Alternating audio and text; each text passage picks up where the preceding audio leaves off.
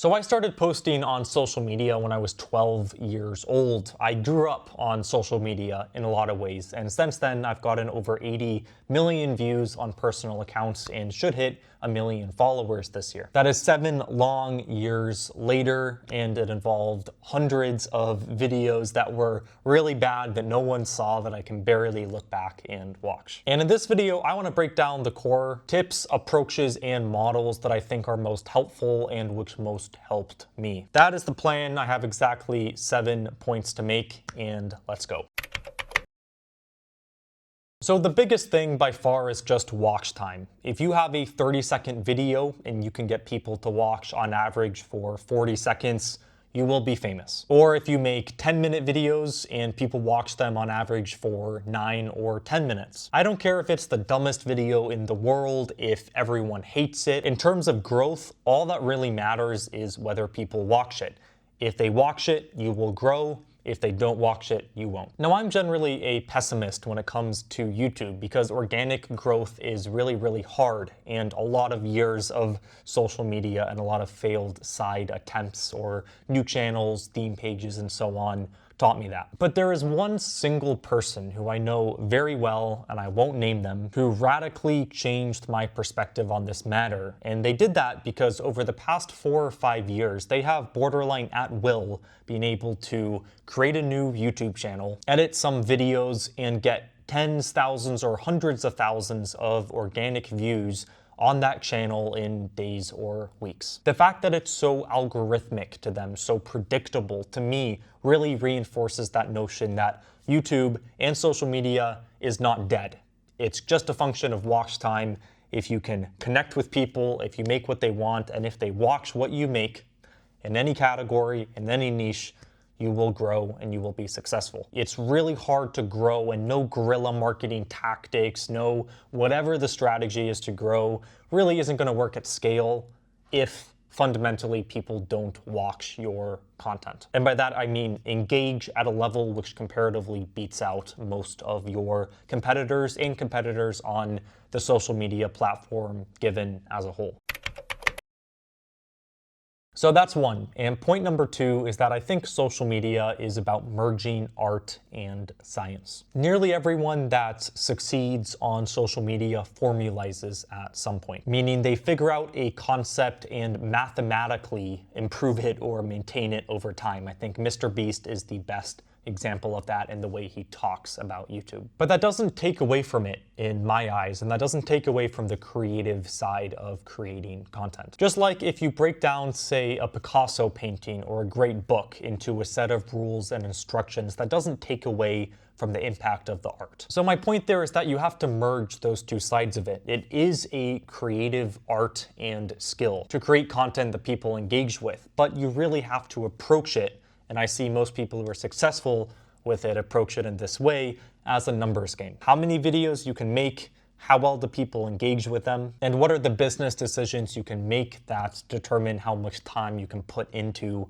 making those videos. Now, it's important to have a home for your content beyond just your social media pages. A place to build an email list, sell your own products, rank on Google, and a whole lot more. To do that, you can get a .online domain extension, just like, for example, yourname.online. Online meshes well with the theme of being a creator and influencer online, and .online is the world's 2nd largest new domain name extension. It's used by hundreds of thousands of businesses and creators across the world, and yet it's not nearly as saturated as the extension .com. That means you can still find the perfect domain that matches your name as a creator or your business name. And a .online domain is available for a limited time for 99 cents for the first year using code JohnLaw at checkout. Just head over to get.online or click the link in the description and apply that code at checkout to get yourself a 99-cent .online domain. And that said, my next big point for this video is the notion of squeezing the lemon. Let me explain.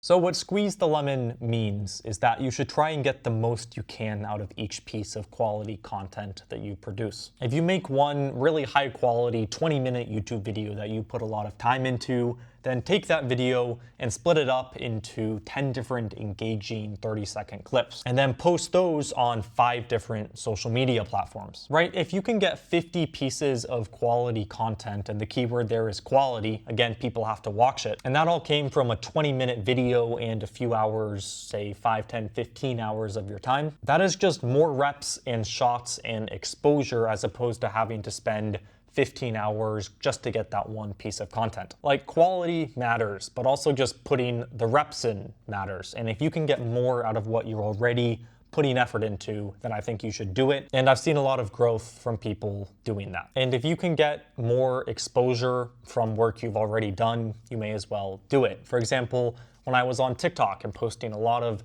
TikToks that got good exposure on that platform, I could also take those same videos and I posted them on Instagram and got however many views over there. And the same thing on YouTube. I think I started a brand new channel, posted some of those clips, and got like 100,000 views in a month or something. And a lot of the way people go viral nowadays is just through clips. I think, Andrew Tate and Tristan Tate are the best example of that.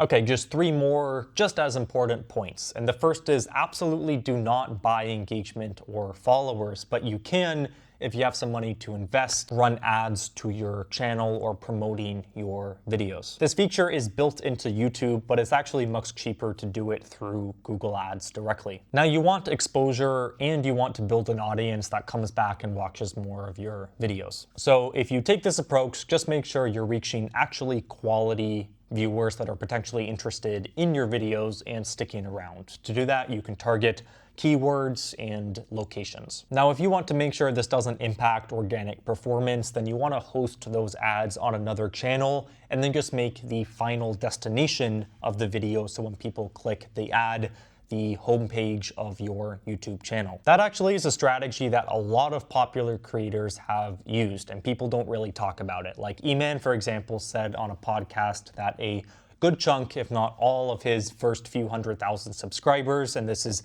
after those first few years where he was creating content as a teenager, did in fact come from ads.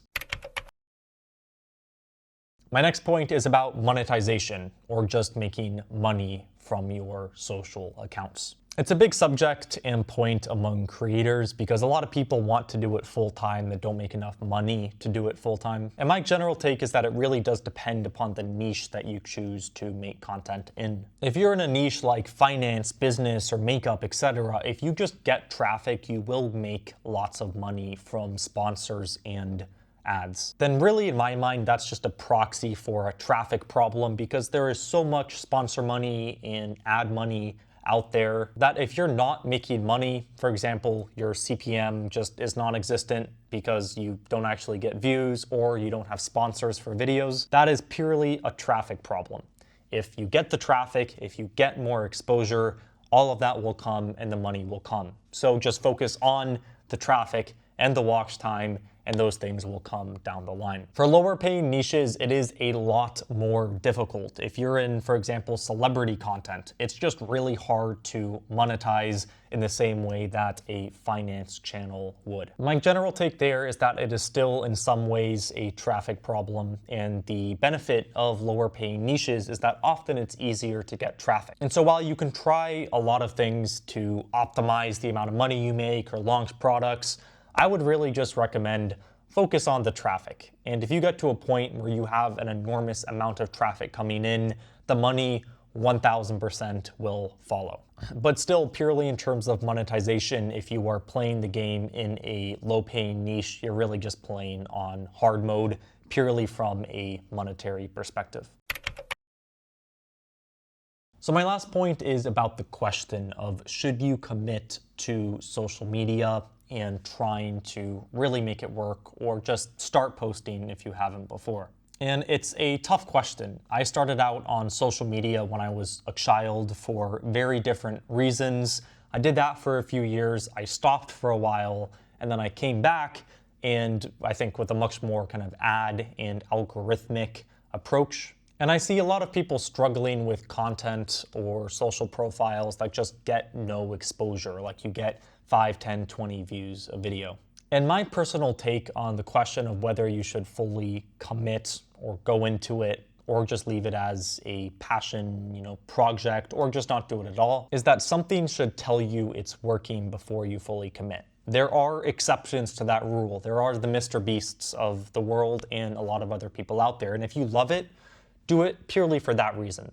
But if you are making a decision, if you have to ask yourself the question of, hey, should I commit to this or not? My response is, well, look for a sign before you do. That doesn't mean stop doing it if you don't see that. It just means don't drop out of school. Don't quit your job. Just wait until you have traction, you've been doing it for a while, you've worked on your skills, and you have a video that blows up, or you get your first sponsor. If you do it part-time for a long enough time and you focus on just getting better, getting viewership, and really, again, just creating pieces of content that people watch, then eventually that sign will come. And that's the hardest part. The first viral video, the first sponsor check, once that comes in, then in my mind, it's a scale problem. And that is so much easier.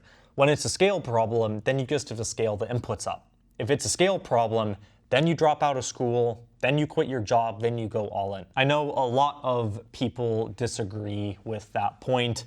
That's just my take, so you do you. And I'm beating a dead horse here, but in my mind, it's all about the basics, just the reps of, do people watch it? And, well, how many do you make? All of those points, or at least one of them, did in fact help you. And if you are thinking about committing or just starting a channel or social account, then, well, I wish you luck and I look forward to seeing your content.